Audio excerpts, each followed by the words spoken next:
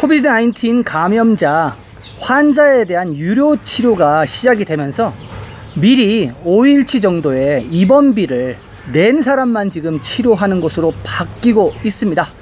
안녕하십니까, 자TV 시청자 여러분, 카트만두에서 최일수 인사드립니다. 10월 19일 월요일 네팔 소식 전하는 시간 갖도록 하겠습니다. 가장 먼저 코로나 브리핑 해드리고요, 그리고 이어서 두 가지 소식 추가로 전해드리도록 하겠습니다. 가장 먼저 코로나 브리핑 먼저 들어가겠습니다. 24시간 동안 총 3,790명의 확진자가 발생해서 네팔은 지금 현재 13만 6,036명 확진자를 기록하고 있고요.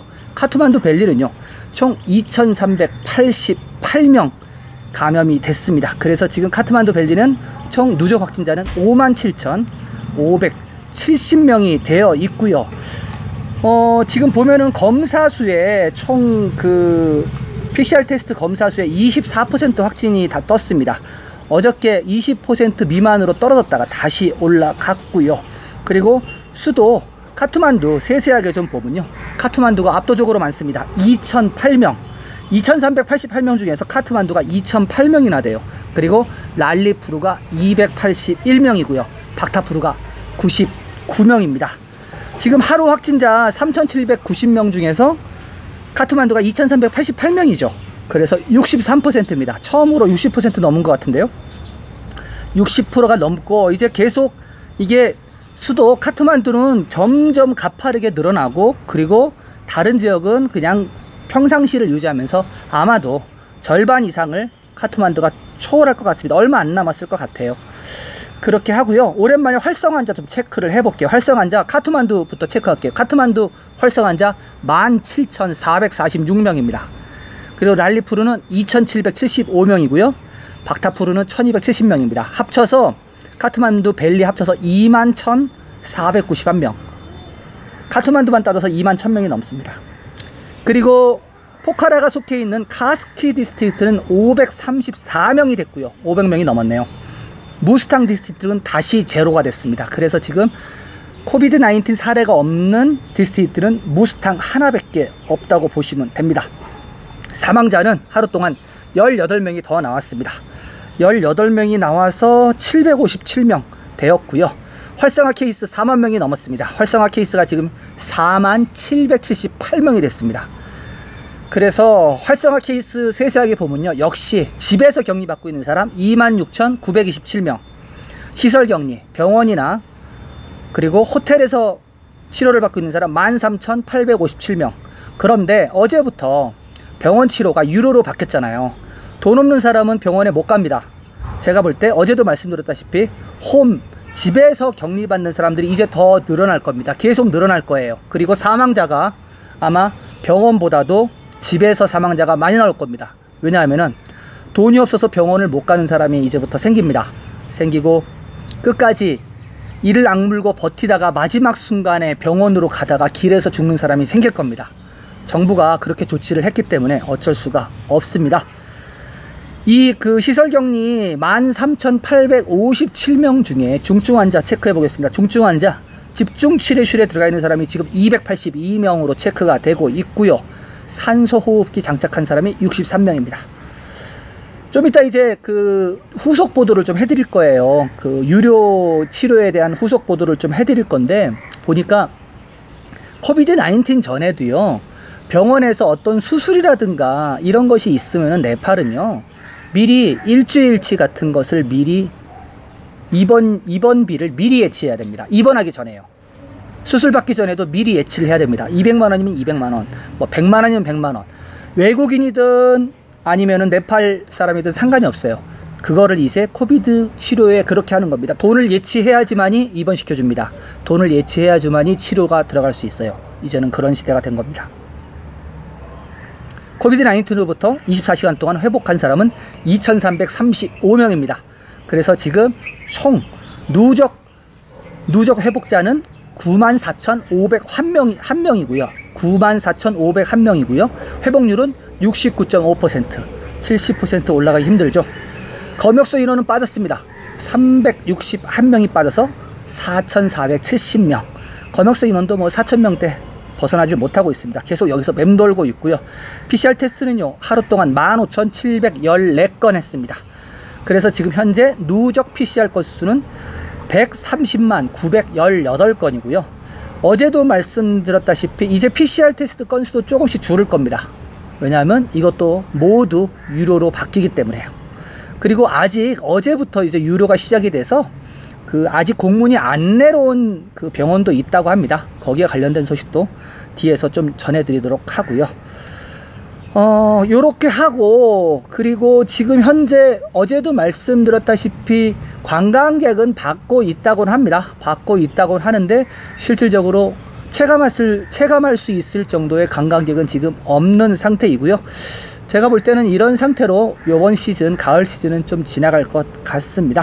그러면 앞서 말씀드렸던 그 두 번째 소식으로 감염제에 대한 정부 명령, 이거 후속 보도를 좀 드리겠습니다. 그래서 어저께 그 정부에서 유료를 시작한다고 함으로써 실제적으로 돈을 내고 그리고 치료 들어간 사람이 생기고 여러 그 병원에서 크고 작은 실랑이가 있었습니다. 전해드리도록 하겠습니다.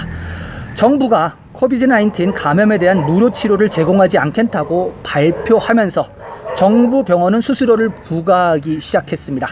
민간 병원들은 치료 비용을 청구하라는 통지를 받았으며 트리브만 대학교 티칭 하스피털과 파탄 병원도 5일 입원료를 지불하도록 요청받았습니다. 두 병원에서 제공한 정보에 따르면 감염된 사람들은 치료 초기 5일 동안 3,500루피에서 15,000루피를 예치해야 합니다.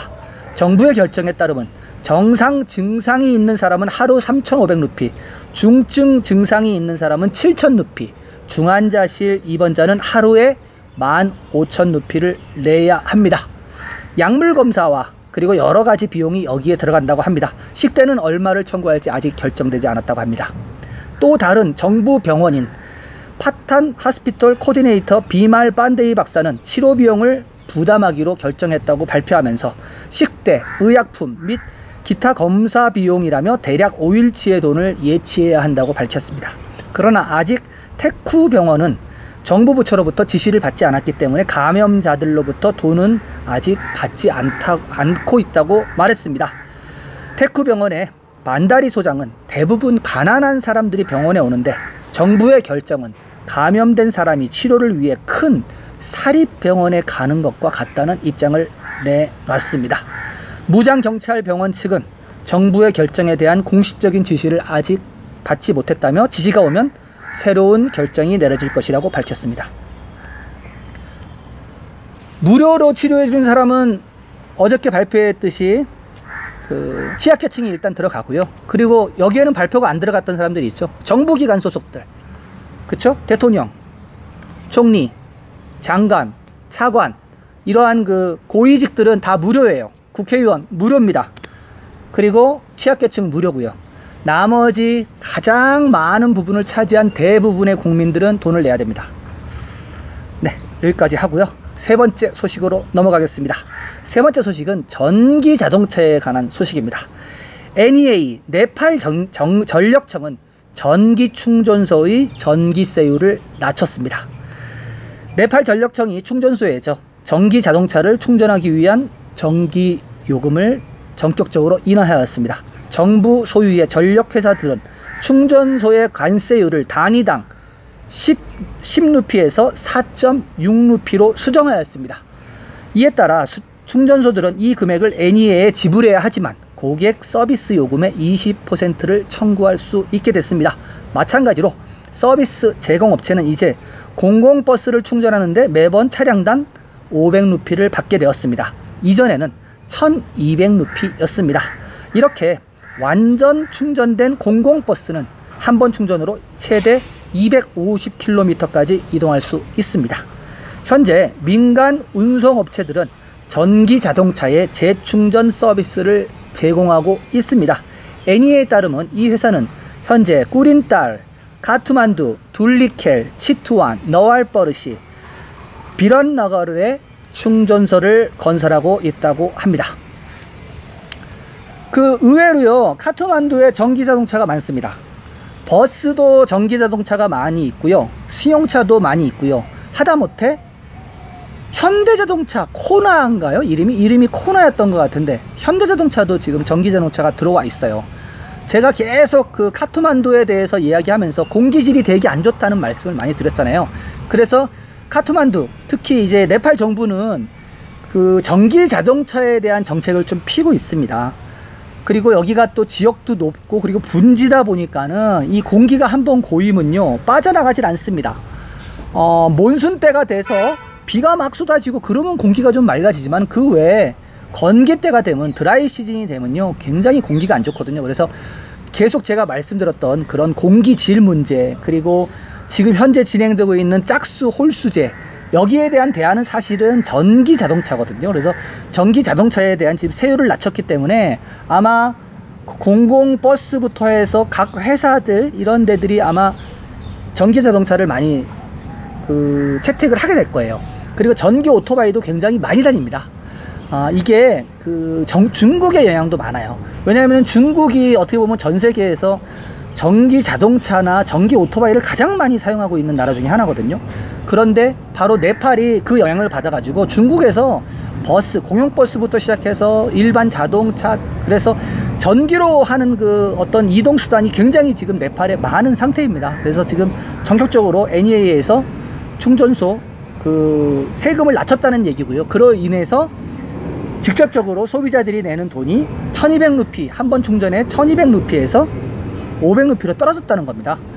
1200루피면요 휘발유 가격으로 따지면 한 11리터 정도 되는 거예요. 그쵸? 지금 현재 네팔의 휘발유 가격으로. 그러면은 그것을 갖고 250km를 간다고 하면은 거의 500루피 내면은 휘발유의 3분의 1도 안 되는 가격의 전기 연료로서 지불을 하는 거거든요. 그래서 선택 가능성이 많습니다. 그래서 네팔 같은 경우는 앞으로 이 제도로 인해서 전기 자동차 그리고 전기 오토바이 이런 교통수단이 많아질 걸로 예상을 합니다. 어제부터 PCR 테스트가 전부가 다 유료가 됐고, 그리고 병원 입원이라든가 그리고 ICU 집중치료실 이런 데 들어가는 게 앞서 말씀드렸다시피 하루에 뭐 3,500원, 7,000루피, 15,000루피 5일치 미리 예치해야지만이 치료를 해주는 이런 시대가 됐고, 그래서 어제 항의를 되게 많이 했습니다. 야당 의원들도 항의를 정부 측에다 많이 하고 했는데 아직까지는 기조가 바뀐 게 없는 것 같고요. 아무튼 좀 약간 좀 지켜봐야 될 것 같습니다. 지금 현재 3일 됐나요? 공식적으로 휴일은 아니지만은 민간 사이에서 내려오는 덧싸인 휴가는 시작이 됐습니다. 휴가가 시작이 돼서 시장에 가보면 사람이 굉장히 많아졌어요. 전에는 시장에 가도 되게 썰렁했는데 시장에 가면 지금 물건을 사는 사람들이 좀 많아졌습니다. 자TV는 매일매일 이렇게 카트만두에서 여러분들한테 네팔 소식을 전해드리고 있습니다. 지속적으로 네팔 소식을 받아보시길 원하시면요 구독하시면 됩니다. 구독하시고 구독 후에 나오는 종 모양의 알림 설정을 전체 설정으로 하시면은 카트만두에서 제가 보내드리는 모든 소식을 가장 먼저 받아보실 수가 있겠고요. 저는 내일도 새로운 소식을 갖고 여러분들을 찾아뵙겠습니다. 시청해주신 여러분 감사합니다.